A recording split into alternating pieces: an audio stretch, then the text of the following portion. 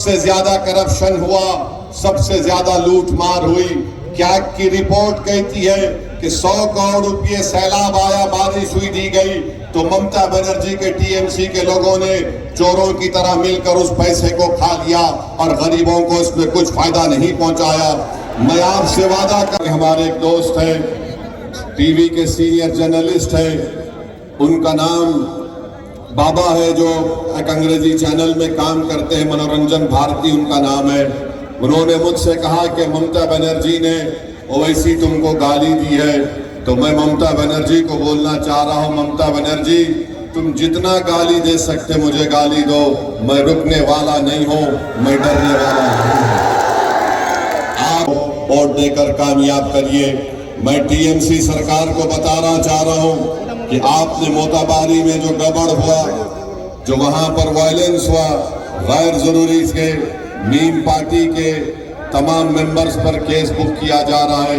हम चाहते हैं कि इलेक्शन कमीशन उसका इंडिपेंडेंट इंक्वायरी कराए और जो जिम्मेदार है उसके खिलाफ एक्शन ले, मगर टीएमसी की सरकार नीम पार्टी के जिम्मेदारों पर, मेंबर्स पर केस बुक कर रही है, ये बिल्कुल गलत है। तीसरी बात, मैं आप इस जगह पर 31% ऐसे घर है जहां पर उनका बच्चा यहां पर नहीं रहता, भारत के कोने कोने में जाकर मेहनत मजदूरी करता है।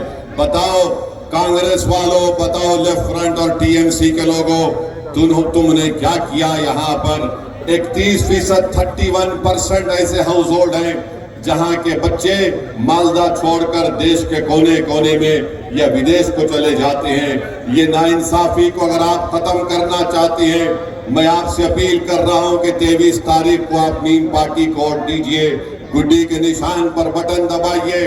कोई भी बेटा अपने माँ बाप से दूर रहना नहीं चाहिए, कोई भी बीवी अपने शौहर से दूर रहना नहीं चाहिए, कोई भी बेटा अपने बाप को बगैर देखे जवान होना नहीं चाहिए।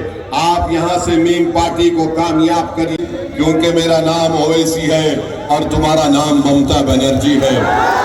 तुम मुझे गाली इसलिए देते हो क्योंकि तुम एक अपर कास्ट की हो और मेरा ताल्लुक माइनॉरिटी से, इसलिए तुम मुझे गाली देती हो।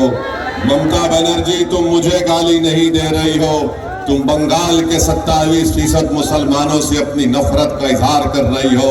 आज अगर तुम ये समझ रही हो कि ओवैसी को गाली देने से मुझे कुछ हो जाएगा, ममता बनर्जी याद रखो, जब तक ओवैसी जिंदा रहेगा मैं बंगाल के मुसलमानों के हक के लिए लड़ता रहूंगा। अल्लाह मुझे जब तक जिंदा रखेगा, हम यहाँ पर अपनी एक पॉलिटिकल एजेंसी को बनाकर रखेंगे। याद रखिए, ममता बनर्जी जो मुझे गाली दे रही है, वो गाली आप तमाम को दे रही है।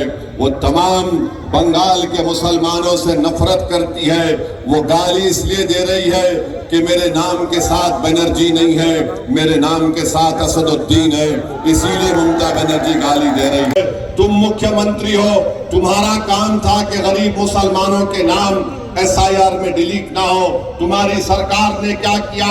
तुम्हारा काम था कि तुम हेल्प डेस्क बनाते, तुम्हारी सरकार का काम था कि तुम गरीबों को कागज बना कर देते, मगर आज ममता बनर्जी मगरमच्छ की आंसू रो रही है।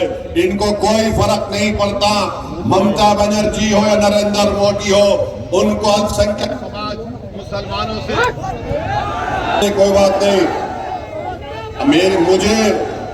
मुझे माइक की जरूरत नहीं है, मेरी आवाज आपके घर और दिल तक पहुंच चुकी है।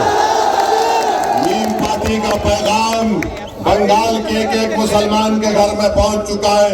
ये माइक ममता बनर्जी से डरता है, मैं नहीं डरता किसी के बाप से या किसी बेकरार से। तो मेरे अजीज दोस्तों,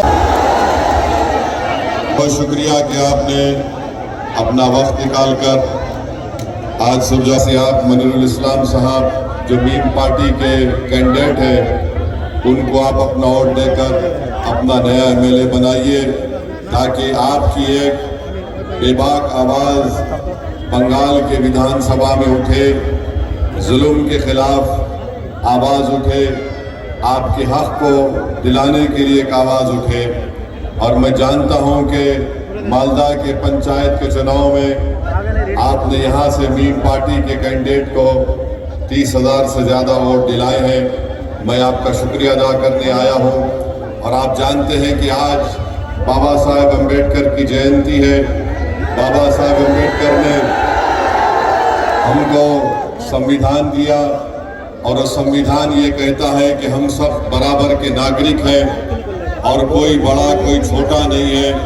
कोई हमको ये नहीं बोल सकता कि अगर तुम हमारी पूजा नहीं करोगे तो तुमको इस मुल्क से निकाल दिया जाएगा।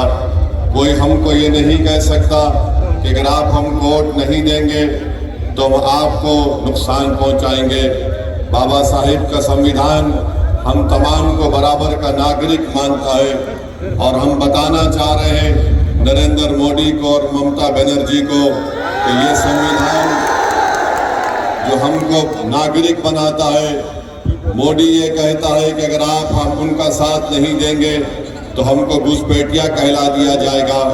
ममता बनर्जी ये बोलती है कि अगर मुझे वोट नहीं देंगे तो फिर आप तमाम लोगों को नुकसान पहुंचेगा। याद रखो ममता बनर्जी और मोदी तुम दोनों भाई बहन की जोड़ी हो, मगर संविधान सबसे बड़ा है। कोई हमको इस देश से निकाल नहीं सकता। हम यहाँ पर रहेंगे और अपने हक को हासिल करके, क्योंकि बाबा साहेब का संविधान हम तमाम को नागरिक बनाता है। तो मेरी आपसे गुजारिश में जो साथ था वो हैदराबाद का नाम आदमी था, उसका नाम आबिद हसन सफरानी था। मैं वहां से आया हूं। ममता बनर्जी अगर किसी ने जय हिंद का नारा दिया तो उसका नाम आबिद हसन सफरानी है, जो नेताजी सुभाष चंद्र बोस का